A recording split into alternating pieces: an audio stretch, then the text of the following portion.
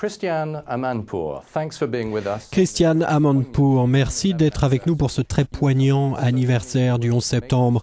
Vous avez couvert énormément de sujets phares au cours des 10 dernières années. L'administration Bush-Cheney a qualifié de défense de la liberté sa guerre contre le terrorisme.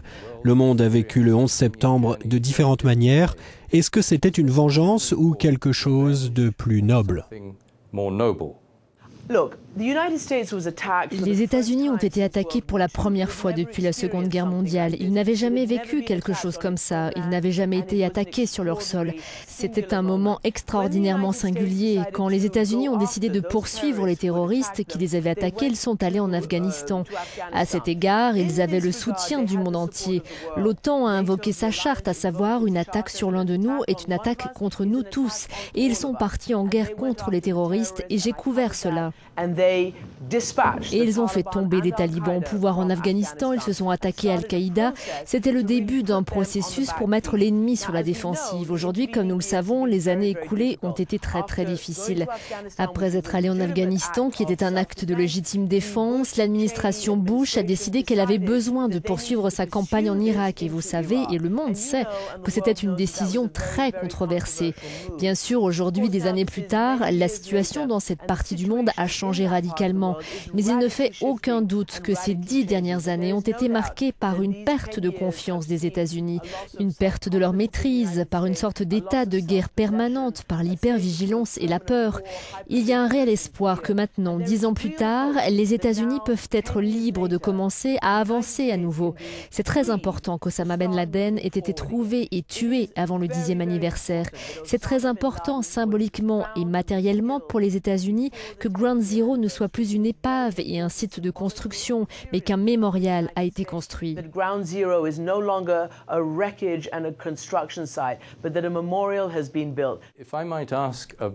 Si je peux poser une question sur le sacrifice qui est bien présent dans les commémorations.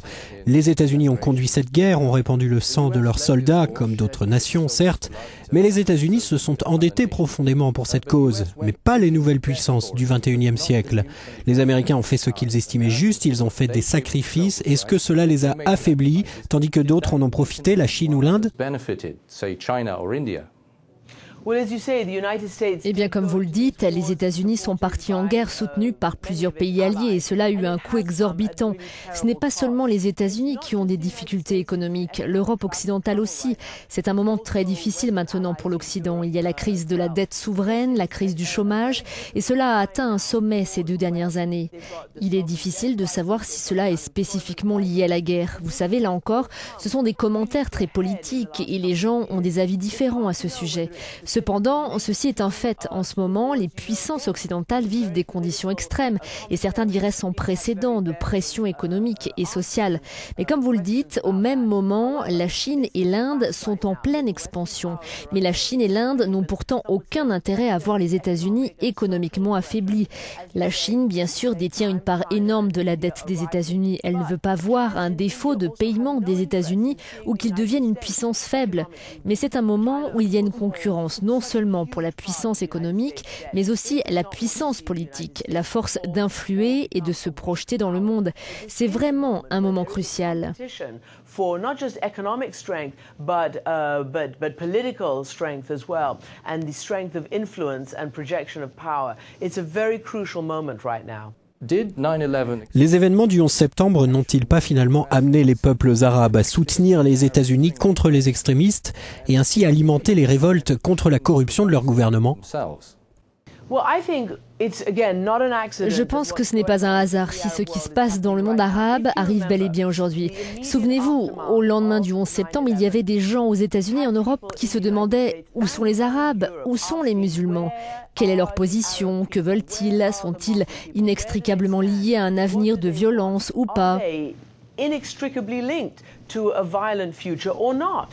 Le printemps arabe nous a apporté la réponse, ils ne le sont pas. Ils sont en train de s'exprimer de manière modérée pour la liberté, pour la démocratie, pour toutes ces choses que nous voulons tous pour nous et pour nos enfants. Une meilleure qualité de vie, un gouvernement responsable. Ils ont leur mot à dire sur la façon dont leur pays et leur gouvernement sont dirigés. C'est un moment dramatique, un moment d'opportunité énorme et à mon avis, un rejet clair de l'extrémisme de Ben Laden qui a conduit au 11 septembre. C'est un moment extrêmement important. Et ce n'est pas seulement les États-Unis qui ont été attaqués le 11 septembre. Certes, ce fut la principale attaque, mais Londres aussi a été attaqué, Madrid, d'autres parties du monde également. C'est cela qui est rejeté et cela représente une opportunité majeure, j'insiste. Et j'espère juste que les États-Unis et les puissances occidentales vont se saisir de cette opportunité pour ce qu'elle est. Saisir cette opportunité pour un avenir meilleur, c'est ce que nous verrons. Christiane Amanpour, merci beaucoup.